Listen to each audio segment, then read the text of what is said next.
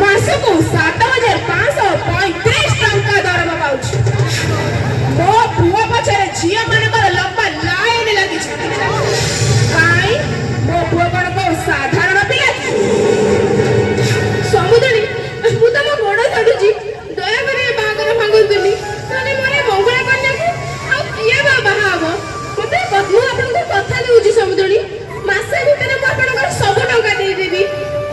ଦୟା କରନ୍ତୁ ସମୁଦଣୀ, ଦୟା କରନ୍ତୁ। ଚାଲ ମା, କହିଲେ କଣ ନା ମାସେ ସମୟ।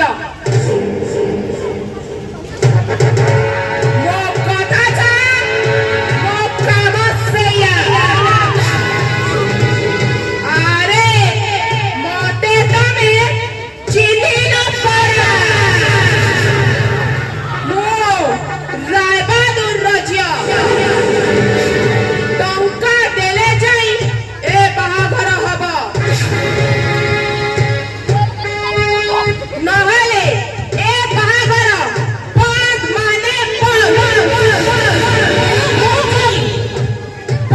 ମାନେ ସମୁଦଣୀ ଦୟା କରନ୍ତୁ, ମାନେ ବିଚାରୀ ଝିଅଟା ଲୋକହସା ସହି ନ ପାରି ମରିଯିବ। ସମୁଦଣୀ ମରିଯିବ, ମରିଯିବ। ମରୁଅ ତମ ଝିଅ, ତମ ଝିଅ ମରିଲେ ମୋର କଣ ଗଲା? ମରୁ ତମ ଝିଅ, ମରନ୍ତୁ।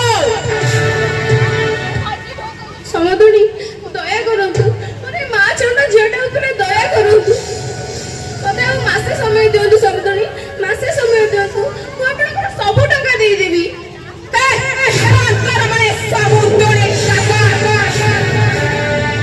କହିଲେ କଣ ନା ସମୁଦଣୀ, ବାହାଘର ପତର କିଛି ନାହିଁ, କହିଲେ କଣ ନା ସମୁଦଣୀ। ଖାଲି ଏ ବାହାଘରଟା ସରିଗଲା ପରେ କାଶିଆ କିଏ ନା କପିଳ କିଏ, କହିଲେ କଣ ନା ମାସେ ସମୟ। ମୁଁ ଶାନ୍ତି ଦେବି କହୁଛି, ମାନେ ଏ ବାହାଘର ତମେ ମତେ ଚିହ୍ନି ନ ପାର। ମୁଁ ରାୟବାହାଦୁର ଝିଅ,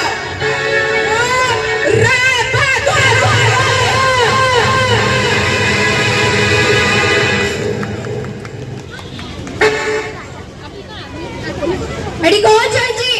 ଏତେ ପାଟିତୁଣ୍ଡ କାହିଁକି? ଶାନ୍ତି ଦେବି କିଏ? ମାନେ ମୁଁ ଶାନ୍ତି ଦେବି। ତମେ କଣ ଚଉଦୁଆ ମାଗୁଛ? କି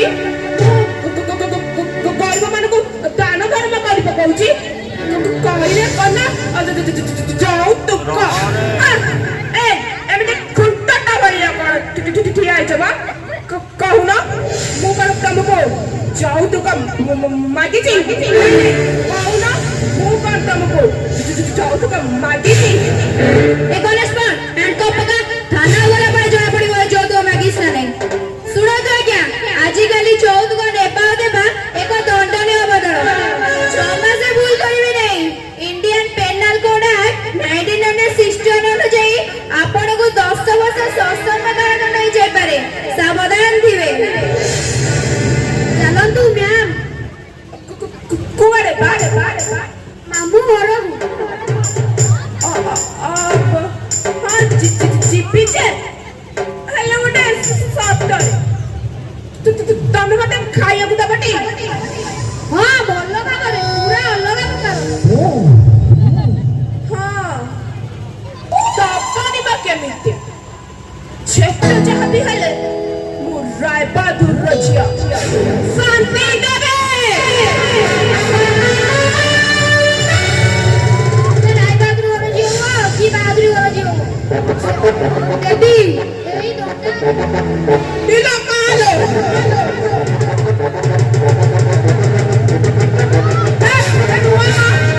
ମୋର କିଛି କହିବାର ରହିଛି ମୁଁ ନ କହି କେମିତି ଚାଲିଯିବି